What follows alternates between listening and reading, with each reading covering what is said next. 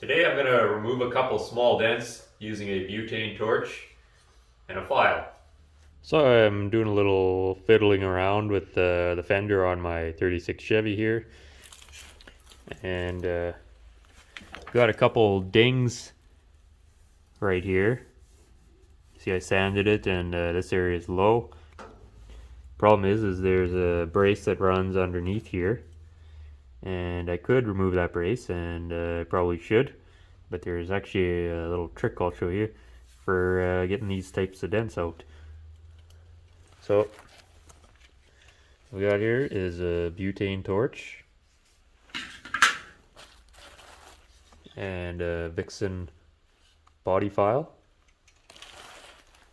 And what I'm going to do is I'm going to take my torch here, and I'm going to heat up around this dent in a circular motion. And I'm just going to slowly work my way towards the center, and then I'll pull back as I get to the center. So every dent has a high spot around it, so what we're doing is we're just chasing that high spot back into the center of this dent here, and it's going to pull it outwards, and it's going to go high, and as it's still hot we'll file it, and that'll help to lock it in place.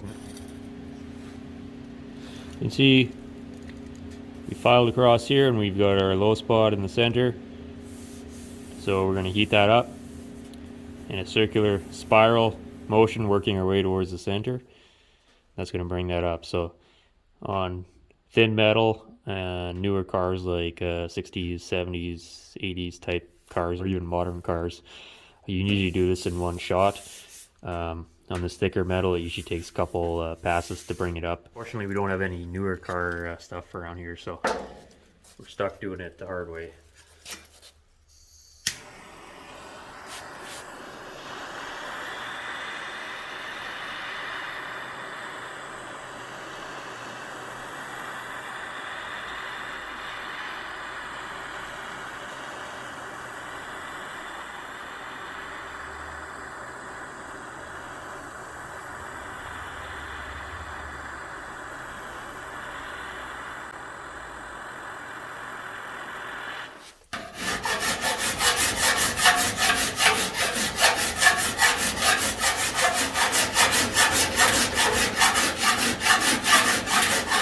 This should probably be the last go around here.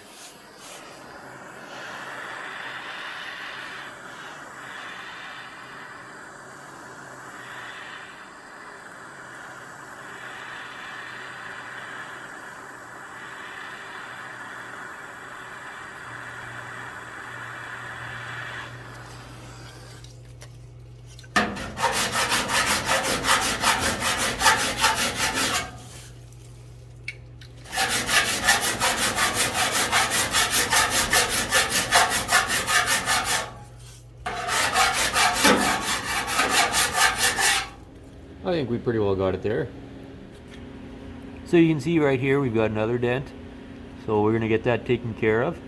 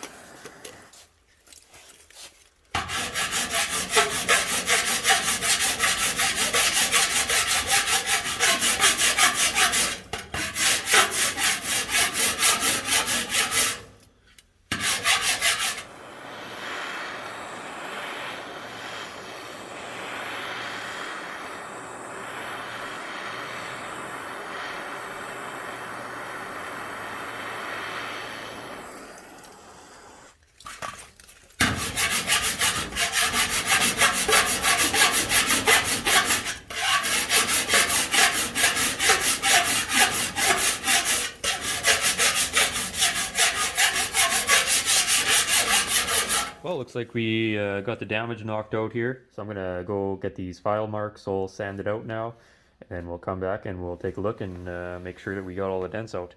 Let's say we got the dents out of this here now.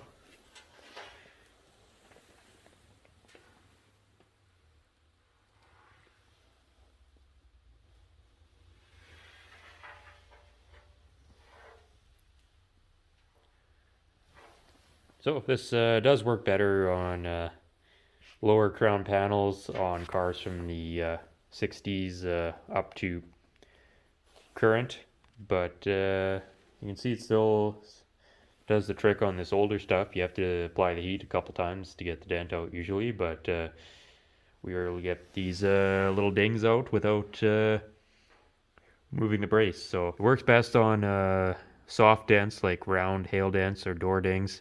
If you have a sharp crease, it won't work, but any little small imperfections you can get out just by using heat and a file. It saves us a little time there getting that brace out, which we'll probably have to remove anyways at some point, but whatever. That's not our concern at the moment. Following explanation has zero scientific merit whatsoever. Please watch at your own risk. I'm not a scientist here, but I'm going to try to explain this the best that I can. If we were to look at a piece of metal underneath the microscope, what we would see is a whole bunch of tiny little molecules like this, all hanging out. And this is called your grain structure. Now let's pretend some idiot opens their car door into yours and puts a dent in there. Well, now our grain structure has been rearranged. So we need to get the molecules put back where they need to be. And to do that, you can do your hammer and dolly technique, or as I showed you in this demonstration, for these small round type dents where the metal isn't creased, you can actually use heat to straighten it. So let's pretend that this torch here is Caveman, who has just discovered fire. And he's got a real problem with all these molecules here hanging out in the wrong spots. So Caveman, well, he's going to take his fire and he's going to start circling around these molecules and chasing them back to where they need to be. Now, as our caveman here is circling around the molecules with his fire torch, well, they're all going to gradually start piling up towards the center to get away from the flame. But the trouble is, as soon as caveman's torch burns out, well, they're just all going to go back to where they were. So that's where Mr. File comes in here. He's kind of the enforcer. So now he doesn't like to get his hands dirty with the fire or anything like that, but he's done some book learning, and he knows that these here molecules, they're not too smart, but they do have a memory. And sometimes you gotta jog their memory a little bit with a little applied violence. So when this is still hot, immediately after the caveman's torch burns out, File's gonna come along, drag across the top here, knock off a couple of the undesirable molecules. Once these other molecules see what's going on, well, they're gonna smarten right up, and they're gonna return back to where they were. Whenever you get a soft dent or whatever, the metal is upset, but it doesn't really change the grain structure, it just rearranges it. So all we're trying to do is get the grains back to where they need to be. Say we're looking at a piece of metal from the side, here's our dent, and you can see the metal's been pushed outwards and has created a high spot. So the reason you can't just putty over or fill small dents is if we were to just fill this dent in,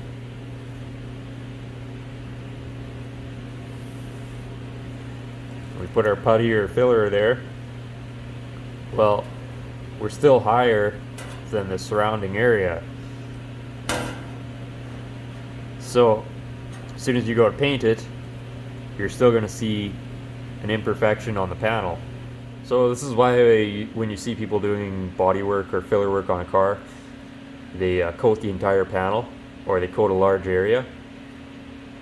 That's the only way you can smooth out all the minor imperfections. But if you have a panel that's relatively straight and you got one or two dings in it and you don't want to do a bunch of body work, that's kind of where this heat trick is really handy.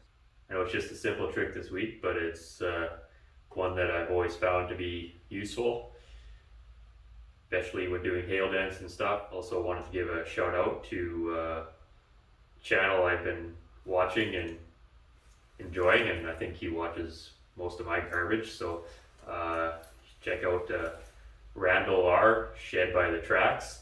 He's building a period correct Model T Speedster.